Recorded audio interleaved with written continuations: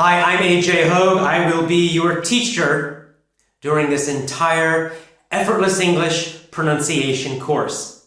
I'm excited to help you speak with an American accent. Okay, so one of the key things about the Effortless English pronunciation course is that it's a training course. I'm not just going to teach you the sounds. That's not enough. You have to think of this like an athlete. You know, like a football player, a soccer player, as we say in America. They don't just study books, right?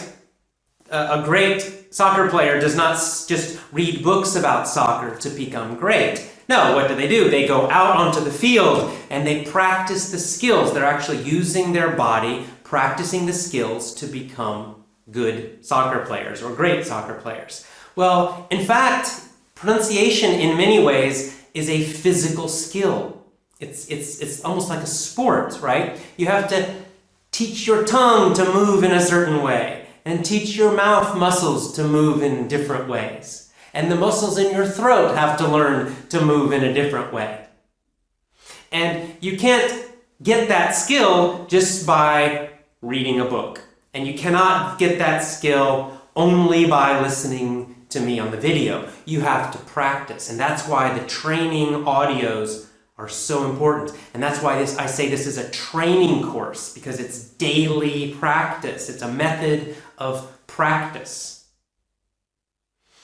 This is a deep learning method. It means you're practicing for mastery.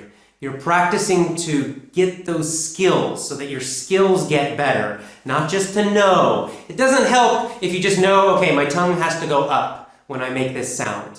That's not enough, because when you're really speaking quickly, you're just going to forget. And then you'll make the same pronunciation mistakes. No, you have to train, practice, making your tongue go to the right position again and again and again and again and again.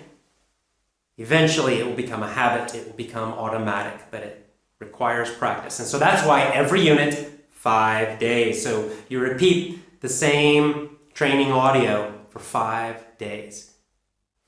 Now, a lot of people who are English learners have problems with English pronunciation, and especially with being understood, especially being understood by native speakers, Americans, Canadians, British people, etc.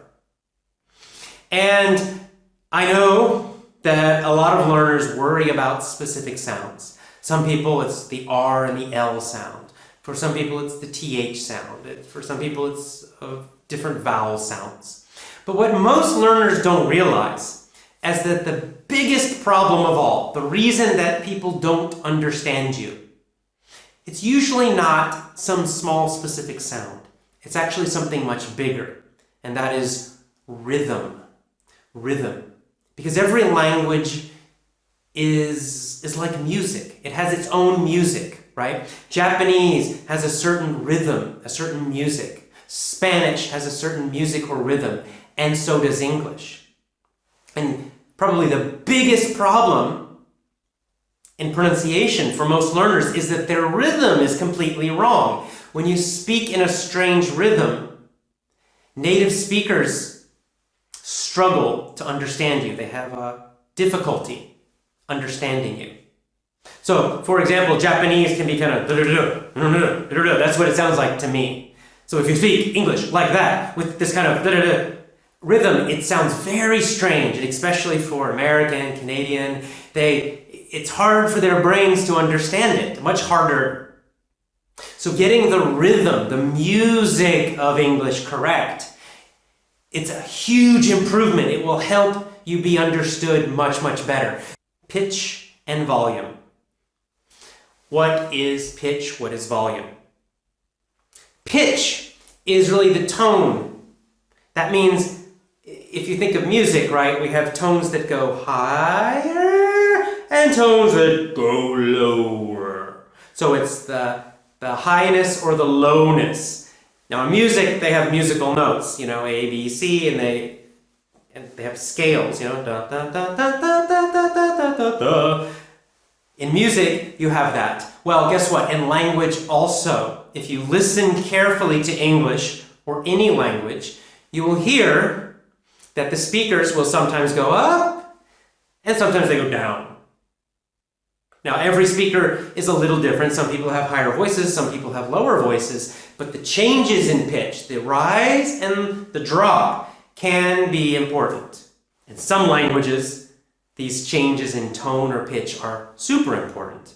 So languages like different Chinese languages, Thai, where the pitch can actually change the meaning. In English, it's less important, but you still need to hear it. You still need to get your pitch and tone correct. You need to go up when you're supposed to go up, and you need to drop when you're supposed to drop. Volume is another one. Volume just means loudness. Loudness.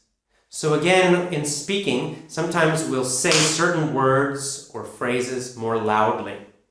Usually because we want to stress those words. We want to emphasize those words because they're a little more important. And we can even change the feeling of a sentence depending on which word we say the loudest.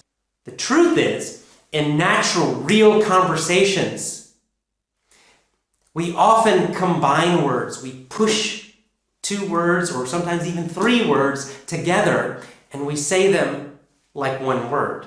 I call these mashups. To mash is to press something together. So that's my name. I call them mashups. The technical name is phrase reductions. But let's just call it mashups. It's more fun. Sounds more natural. Let me give you an example. If you pronounce word by word, you would say, what do you want to do? What do you want to do? But almost no American will actually say that. What will they actually say if they're speaking naturally and quickly? They'll say, what do you want to do? What do you want to do?